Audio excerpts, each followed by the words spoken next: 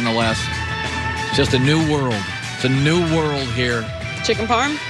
Darn right. A little linguine and chicken parm and an espresso. Joy Taylor is joining me. I'll have my Super Bowl pick in 1 hour from now. We got great people on the show today. Carson Palmer, Malcolm Jenkins, Joe Thomas, and Joy, of course.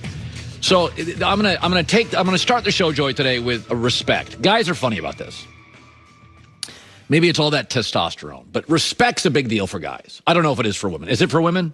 Oh, yes, very. Okay. At least for me. All right. Well, you're very competitive. Yes. You're athletic and you're very professionally driven.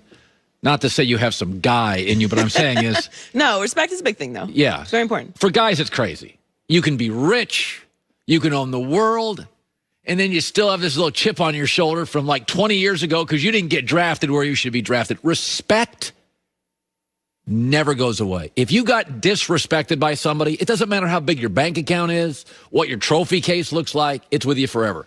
There was a moment in that documentary, Tom versus Time. Remember that? I mean, it wasn't the MJ doc, but it was pretty darn good. And the moment in the doc that stuck with me more than any singular moment was not about Tom Brady. It was about Giselle, his wife. She's in the car, and they're interviewing her, and Tom allowed this to make it into the documentary because Tom had final editing approval, right? And Giselle says, he just wants to feel like respected. He just wants to feel appreciated. That does not go away. This is about Belichick for Brady. Let's think about Monday. If Mahomes wins, it's about so many things. It's about him becoming a top 10 quarterback of all time. It's about him going MVP, Super Bowl in 3 years. It's the risky business for Tom Cruise moment for Mahomes. It's, Tom Cruise is great. Then he did risky business in the underwear, and it's like, he's an icon. Mahomes goes from great to all-timer, top 5. Elway, Marino, Montana, Brady, Manning, Mahomes. For Mahomes, this game is legacy-defining and brand-altering and discussion-changing. We'll never talk about quarterbacks the same.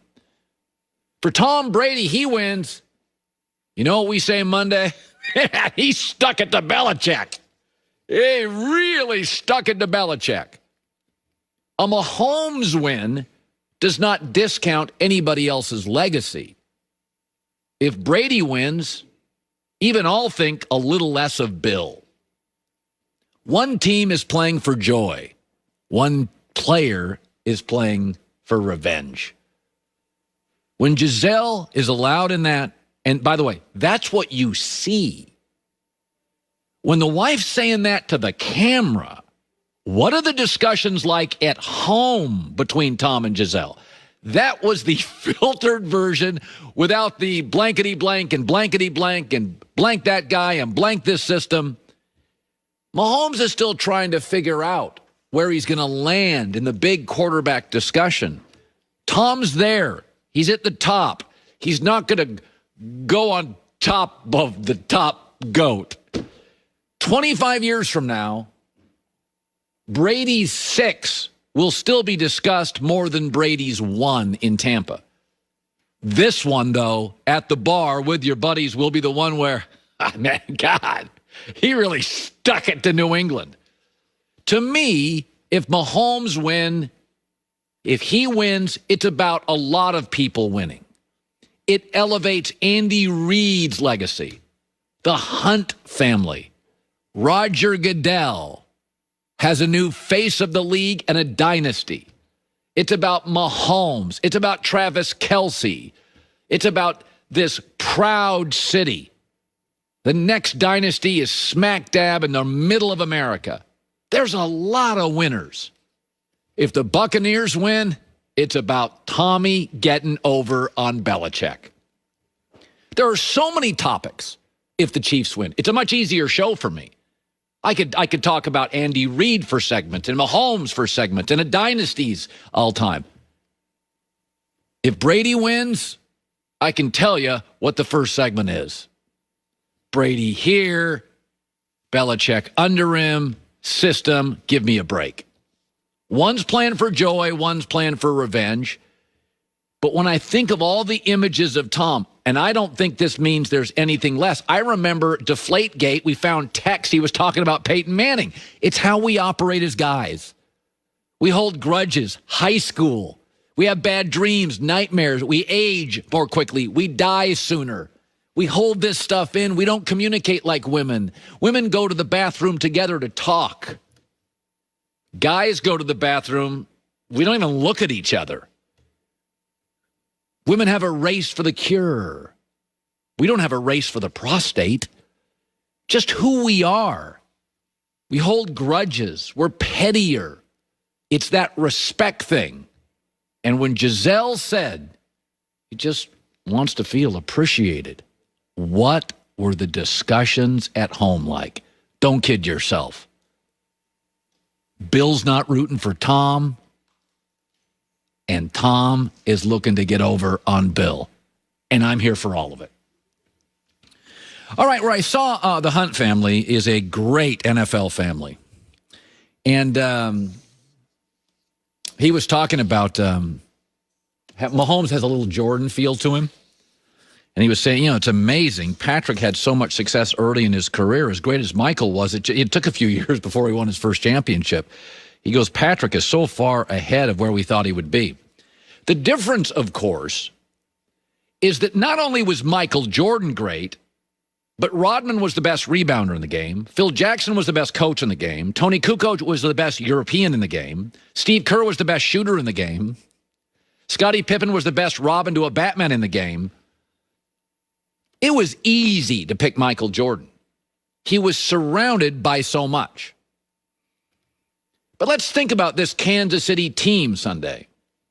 Their defense, total defense, they're ranked 16th, right in the middle of the league. Their run game is ranked 16th, right in the middle of the league. Sacks, they're 19th. Offensive line this morning is the second best one in that game Sunday. If you are picking Kansas City, you're just picking the early Michael Jordan. You're picking Michael to just beat the Celtics, the Pistons, the Lakers. Tampa's got the better defensive line this morning. That's not arguable. Tampa's got the better offensive line this morning due to injuries. Tampa's got the better linebackers. Tampa's at home. Tampa currently has the better run game. They have the better pass rush. All of it, Tampa. Better roster, deeper roster. If you like Kansas City, then you are betting on Patrick Mahomes and Andy Reid. And, I get it. Because a year ago, San Francisco, in my opinion, had the better roster. And I liked Garoppolo, and I loved Shanahan. And they still couldn't win. Because Kansas City scored 21 points in 5 minutes and 5 seconds. The most complete roster doesn't win Super Bowls. In fact, let's look at this year. If you ask me the most complete roster in the NFL, I would say the New Orleans Saints. Hell, they've got a third quarterback I like a little bit. That's the best roster in the league. They've been gone for weeks. I actually think the second best roster in the NFL, even with Jared Goff, was the Rams. They'll just draft the best player available. They don't have an absolute need, especially now they have Stafford. They don't have something they have to draft. Their secondary's great. Their D-line's great. Their O-line ranked third PFF. Their receivers are amazing. Tight end and running back Cam Akers. Those teams are long gone. And the Buccaneers, in my opinion, probably have the third best roster in the National Football League. And it guarantees absolutely nothing. Now I can see them winning. It's called the 2007 Super Bowl, where the flashy Patriots, Randy Moss, Wes Welker, and all those points came in, and the New York Giants defensive line just wore down even Dante Scarnecchia's Patriot offensive line. They just wore them down. And in the end, Giants made a big play and upset those unbeaten Patriots. There's no question that's possible. In fact, the wise guys, the sharps in Vegas, jumped on Tampa plus 3.5. That's the game they mostly envision. The early bettors is that D-line just doing a Giants on the Patriots and controlling the Kansas City Chiefs. But boy, it is hard to bet against Reid and Mahomes and special. in almost half their drives in the playoffs, almost half, the Chiefs have scored a touchdown. That doesn't make any sense. It's incredibly difficult to bet against special. I remember when the Miami Heat were great, and you had Bosh and LeBron and Wade, and they had no size. They had no size. Like Joel Anthony was a center. He was 6'8". They weren't very good at point guard. Point guards always matter in the finals. They had a new kid coach, Spoelstra. Their bench was hit and miss. At times, they were too old. LeBron and Wade didn't even perfectly fit together. Bosch's game got marginalized. Hey, Chris, 25 a game? Go out in the perimeter and shoot jumpers. But it was special. They'd go through these 6, 7, 8-minute spurts, and you're like, yeah, this is special. That's Kansas City. Hard to bet against. I'll give my pick in 50 minutes.